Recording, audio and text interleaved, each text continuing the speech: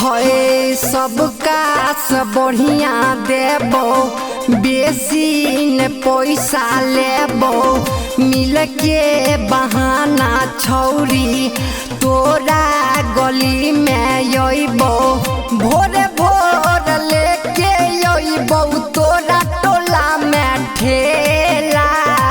ये बाबू ले जर बाबा केला ले जर बाबा ये 10 टका दर्जन बाबा केला ले जर 10 टका माल सस्ता मेरे बाबा ये ले जर बाबा ले जा ले जो तू केला छौरी आई के अकेला ले जो तू केला छौरी आई के अकेला।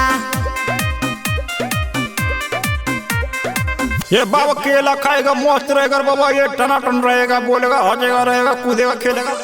तोरा खाती अइलौ छौरा बन के व्यापारी गे तोरा खाती अइलौ छौरा बन के व्यापारी गे नई छौते पैसा छौरी ले जो उधारी गे नई छौते पैसा छौरी। ये बाबा फिर में लगर बाबा ले जा फिर में बाबा ठीक कहई छौरी छौरा मुरलिया मिले खाती अइयो दुआरा बागे जान जल्दी से घर से निकल भी नहीं बहारा खाई ले बह में जहरा बागे जान। ये लंबा लंबा मोटा मोटा तागड़ा केला रे बाबा ये ले जर बाबा ले जा जो आएगा वो खाएगा जो नहीं आएगा वो पछताएगा बाबा ये ले जर बाबा ये मोटा केला रे बाबा। घूमै छियौ तोरे गलिया गे केने छी हमर मलिया गे